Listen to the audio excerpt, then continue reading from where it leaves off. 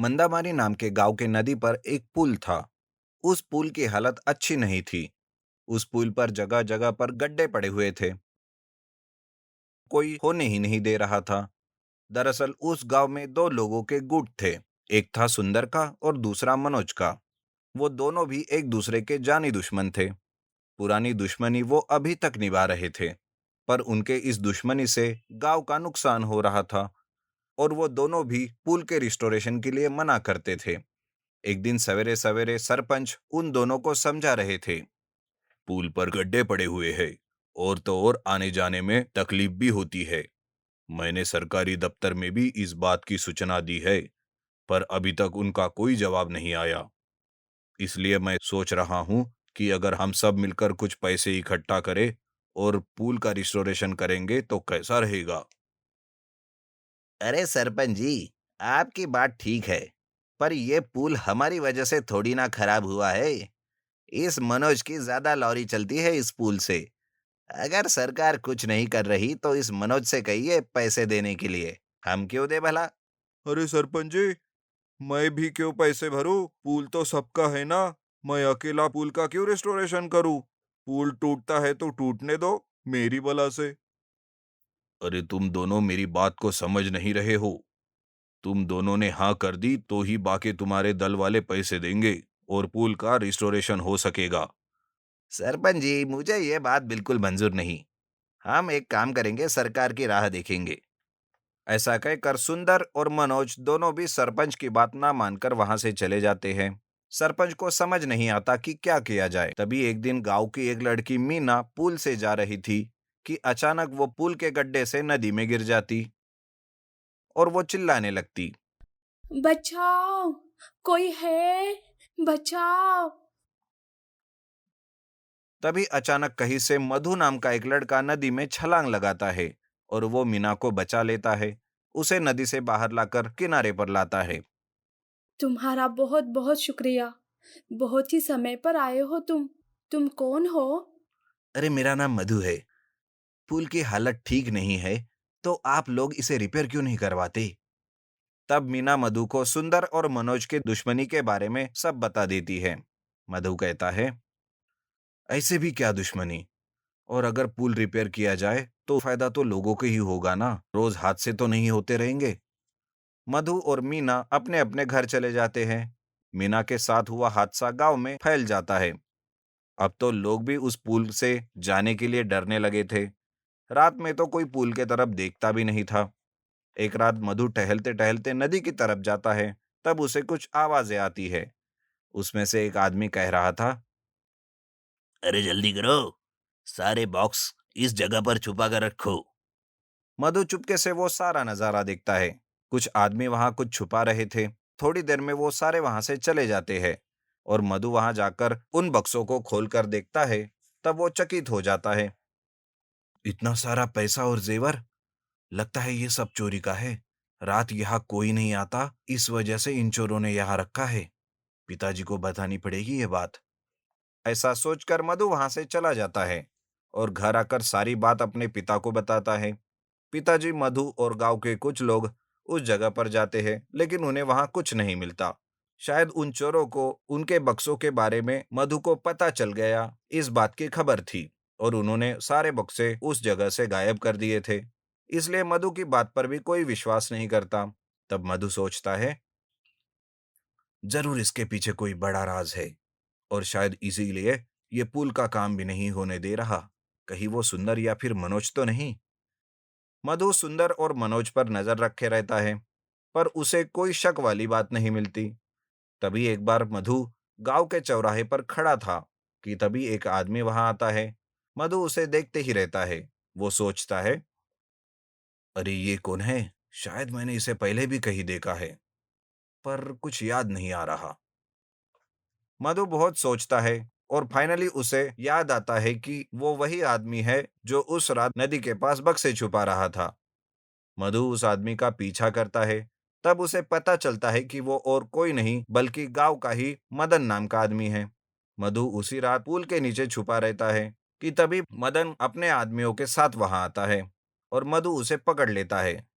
उन दोनों के बीच हाथापाई होती है। कि तभी मीना गांव के लोगों को वहां लेकर आती है। गांव के लोग उन लोगों से मधु को बचाते हैं और उन्हें पकड़ लेते हैं। तब सरपंच कहता है, आखिर ये सब क्या है मदन? तुम्हारे पास इतना पैसा और जेवर कहाँ से आए? ये सब क्या माजरा है? बोलते हो या और दूं? ये पुल खराब होने के कारण मेरा चोरी किया सारा माल मैं यहाँ रखता था। अच्छा, इसलिए तू हमेशा मनोज के खिलाफ मेरे कान भरता था और मैं तेरी बातों में आ जाता था। और तू तो मेरे साथ भी यही करता था। तूने तो मेरे मन में सुंदर के खिलाफ जहर घोला था। इस तरह मदन की चोरी पकड़ी जाती है और सुंदर और मनोज को अपने किए पर पछतावा होने लगता है। सारी फसाद की जड़ ये मदन था, जिस वजह से अभी तक पुल का रिस्टोरेशन नहीं हो पाया। अगर रिस्टोरेशन हो जाता तो इसके काले धंधे कैसे चलते? पर अब इसके ही पैसों से इस पुल का रिस्टोरेशन करेंगे। इस तरह से मदन को पुलिस के हवाले किया जाता है और उसी के पैसों से पुल का रिस्टोरेशन भी हो जाता है। उस दिन से सुंदर और मदन की दुश्मनी भी खत्म हो जाती है और सारे गांव वाले हंसी खुशी रहने लगते हैं। Magical bamboo bridge. एक रात में ही नदी पर बांबू का पुल सुंदर ने बांध लिया। यह देखकर गांव का जमींदार तिलमिला उठा और उस पुल को तोड़ने की वो कोशिश करने लगा। पर क्या जमींदार वो पुल तोड़ पाएगा? और क्यों वो तोड़ना चाहता था? उस चक्कर में जमींदार की क्या हालत होती है, आइए देखते हैं इस कहानी में। रामपुर नाम के एक गांव में सभी लोग खेती करते और अनाज को बाजार ले जाकर बेचते। यही उनका एकमात्र व्यापार था। अनाज को बाजार बेचने के लिए वो जमींदार की लॉरी का इस्तेमाल करते थे। जमींदार हर बार लॉरी का किराया बढ़ाता ही जाता था। उसी तरह गांव के बाहर स्कूल जाने के लिए जमींदार के ही स्कूल बस का इस्तेमाल करना पड़ता था। इस वजह से जमींदार को काफी मुनाफा मिलता था। उसी गांव में बाजीराव नाम का एक किसान रहता था, जिसे ये सब कुछ पसंद नहीं था। एक बार वो अपने मित्र गजानन से कहता है, अरे गजानन, जमींदार तो हमेशा लॉरी का किराया बढ़ाता ही जा रहा है। वो हमारी मजबूरी का फायदा उठाता है। तो फिर हम क्या कर सकते हैं? हमारे हाथ में कुछ भी नहीं है और ना ही जमींदार से बगावत कर सके।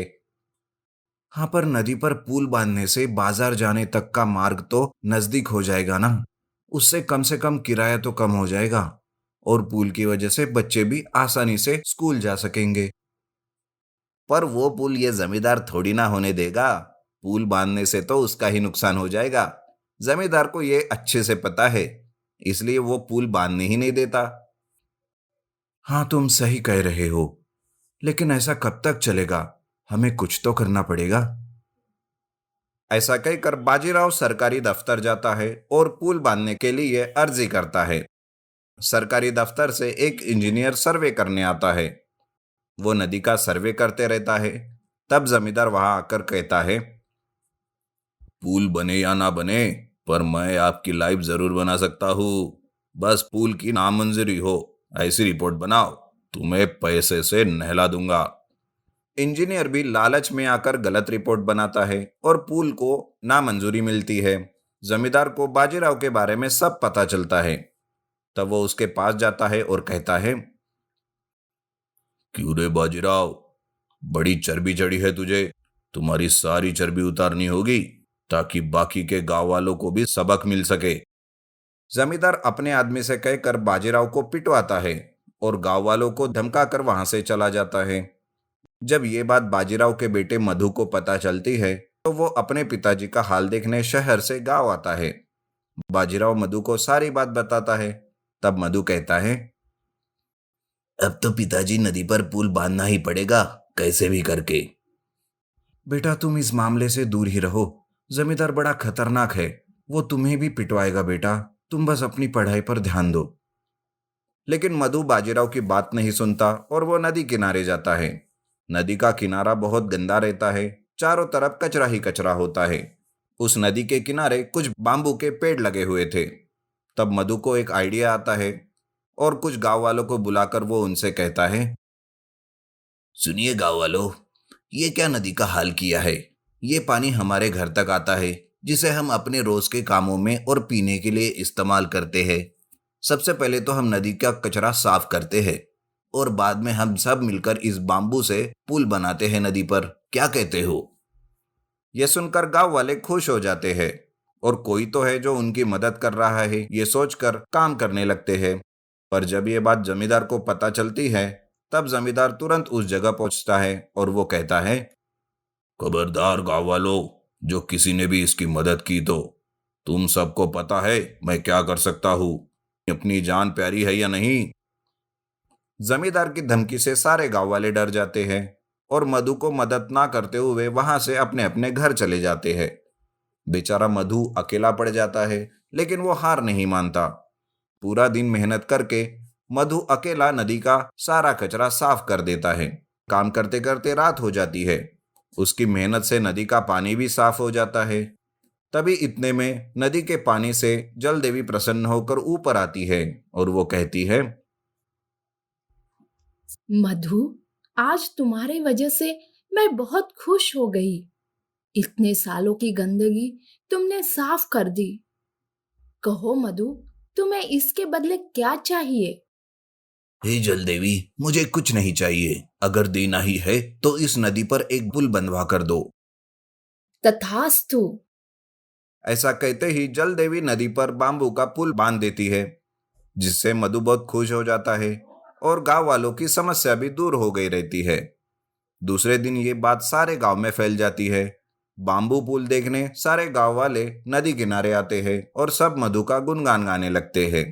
जमींदार उस बांबू पुल को देखकर तिल मिला उठता है। आखिर एक रात में तुमने ये पुल कैसे बांध लिया? ऐसा कहकर वो अपने आदमी से पुल को तोड़ने की कोशिश करता है, लेकिन वो बांबू स्टिक अपने आप हवा में उड़कर उस जमींदार को मारने लगती है। जमींदार के होते ही उसके आदमियों को भी वो बांबू मारने लगता है। ये सब देख के वहां से वो भाग जाते हैं और इस तरह जमींदार उस दिन के बाद गांव वालों को कभी परेशान नहीं करता और ना ही वो उस पुल के पीछे रहता है। इस तरह से सारे गांव वाले उस पुल का उपयोग करके अपने काम आसान कर लेते हैं।